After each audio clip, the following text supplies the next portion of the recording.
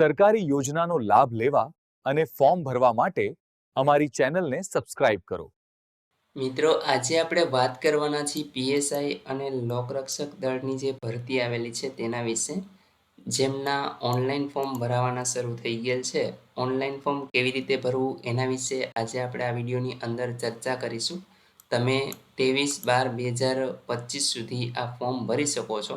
તો ફોર્મ ભરવા વિશેની સંપૂર્ણ માહિતી તમને આ વિડીયોની અંદર આપવાની છે, તો વિડીયોને પૂરો જોવા વિનંતી. ચાલો શરૂ કરીએ. મિત્રો, સૌપ્રથમ તો તમારે કોઈ એક બ્રાઉઝર ઓપન કરી અને એમાં ઓજસ એવું સર્ચ કરાવવાનું છે. અહીંયા તમને પહેલી જે વેબસાઇટ જોવા મળશે ojas.gujarat.gov.in, આ વેબસાઇટ તમારે ઓપન કરવાની છે. અહીંયા તમને ઓનલાઈન એપ્લિકેશન આવો એક ઓપ્શન જોવા મળે છે. આના ઉપર તમારે એપ્લાય નાવ કરવાનું છે.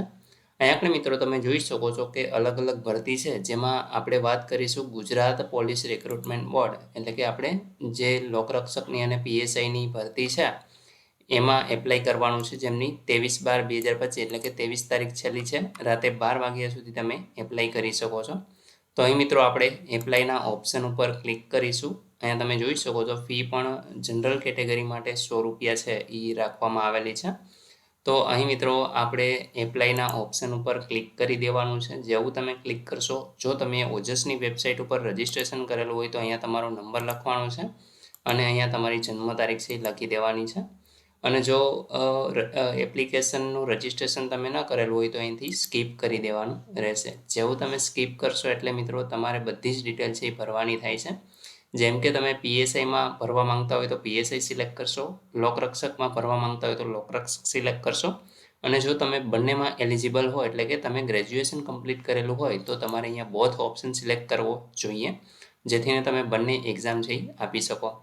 ત્યાર પછી મિત્રો અહીંયા આગળ તમારે તમારું જે ટાઇટલ છે એ સિલેક્ટ કરવાનું છે અને અહીંયા તમારી સરનેમ, ફર્સ્ટ નેમ અને હસબન્ડ નામ અથવા તો પિતાનું નામ હોય તો એ લખી દેવાનું છે. ત્યાર પછી માતાનું નામ લખવાનું છે. તમારી જન્મ તારીખ અહીંથી તમારે લખી દેવાની છે. મેલ ફિમેલ જે પણ હોય એ તમારે ડબલ વખત કન્ફર્મ કરવાનું છે. મેરિડ કે અનમેરિડ એ તમામ વસ્તુ તમારે અહીંથી સિલેક્ટ કરવાની છે.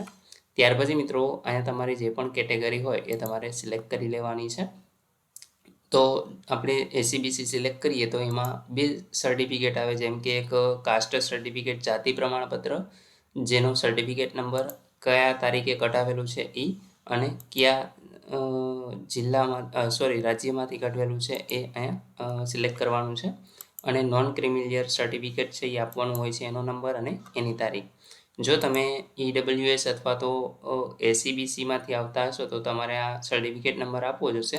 જનરલ કેટેગરી તમે સિલેક્ટ કરો તો તમારે કંઈ પણ આપવાની જરૂર નથી. બાકી એસસી એસટી માટે કાસ્ટ સર્ટિફિકેટ ફરજિયાત છે.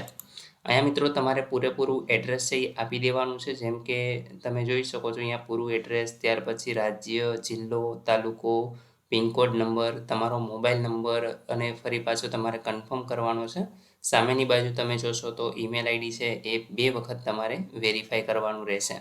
ત્યાર પછી મિત્રો તમારા આધાર કાર્ડ એટલે કે આઈડી પ્રૂફ માટે તમે Aadhaar card, voter card, driving licence, PAN card, passport ID, આમાંથી કોઈ પણ એક ડોક્યુમેન્ટ છે એ તમારે સિલેક્ટ કરી લેવાનું છે અને અહીંયા એનો નંબર લખી દેવાનો રહેશે.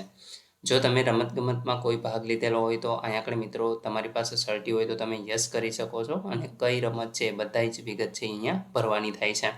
બેઝિક કોમ્પ્યુટરનો નોલેજમાં યસ કરવાનું રહેશે. ત્યાર પછી વિધવા હોય તો યસ કરવાનું રહેશે. ત્યાર પછી એક્સ આર્મીમેન, નેવી, એરફોર્સમાં કોઈ જોબ કરતા હોય, એક્સ સર્વિસમેન હોય તો એને યસ કરવાનું રહેશે. હાલ ગુજરાત રાજ્યની કોઈ પણ સરકારી કચેરીમાં તમે ફરજ બજાવતા હો તો યસ કરવાનું રહેશે, અને એની ડિટેલ છે એ સામે તમારે આપવાની છે.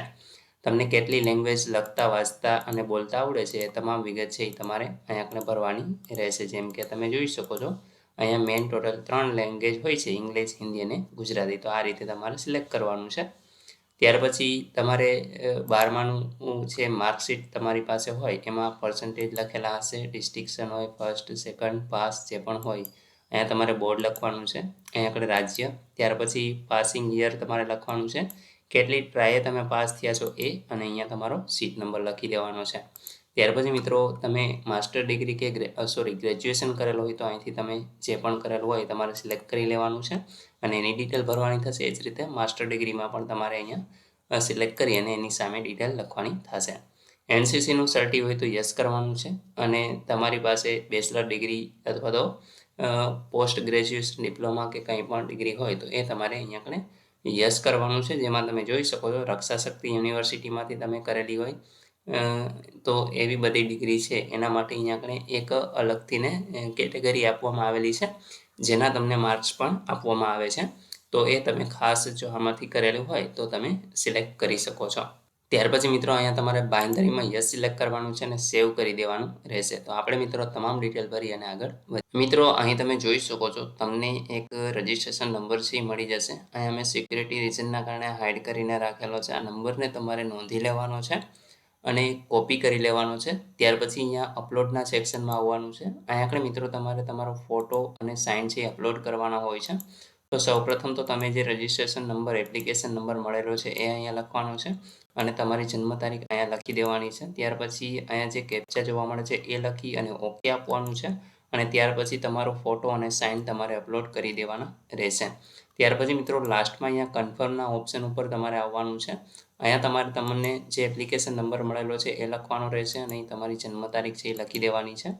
અહીંયા જે તમને કેપ્ચા જોવા મળે છે એ કેપ્ચા તમારે લખવાના રહેશે અને ત્યાર પછી મિત્રો અહીંયા તમારે ઓકેના બટન ઉપર ક્લિક કરી દેવાનું રહેશે. નીચે તમે જોશો તો અહીંયા તમારી બધી જ ડિટેલ તમને જોવા મળે છે. તમારે એક વખત ચેક કરી અને અહીંયા આપણે કન્ફર્મ એપ્લિકેશનના ઓપ્શન ઉપર ક્લિક કરી દેવાનું છે અને ઓકે આપી દેવાનું રહેશે. તો અહીં મિત્રો તમે જોઈ શકો છો કે તમારો કન્ફર્મેશન નંબર છે એ તમને મળી જશે. અહીંયાથી તમારે તમારી એપ્લિકેશન છે એને પ્રિન્ટ કરી લેવાની છે. પ્રિન્ટ જેવું આપશો એટલે અહીંયા આગળ તમારે પોપઅપ છે એને એલાવ કરી દેવાનું છે. અહીંયા આપણે ડન કરી દઈશું એટલે બાજુમાં એક નવો જ વિન્ડો છે એ ઓપન થઈ જશે અને તમારી એપ્લિકેશન છે એ તમને જોવા મળશે. તો મિત્રો આ રીતે તમારે તમારી એપ્લિકેશન છે એ ઓનલાઈન કરી દેવાની રહેશે. આશા રાખું છું કે તમને આ વિડીયોની અંદર સંપૂર્ણ માહિતી મળી ગઈ છે. અને હા, જનરલ કેટેગરીમાં આવતા હોય એ લોકોને અહીંયા ફી પણ ભરવાની હોય છે. તો આ કન્ફર્મેશન નંબર છે એને તમારે કોપી કરી લેવાનો રહેશે. અહીંયા ફીના સેક્શનમાં આવી ઓનલાઈન પોસ્ટ ઓફિસ ચલણ આ ઓપ્શન ઉપર તમારે ક્લિક કરવાનું છે. અહીંથી તમારે જે પણ ભરતી છે એને સિલેક્ટ કરવાની છે. અહીંયા તમારો કન્ફર્મેશન નંબર નાખવાનો રહેશે.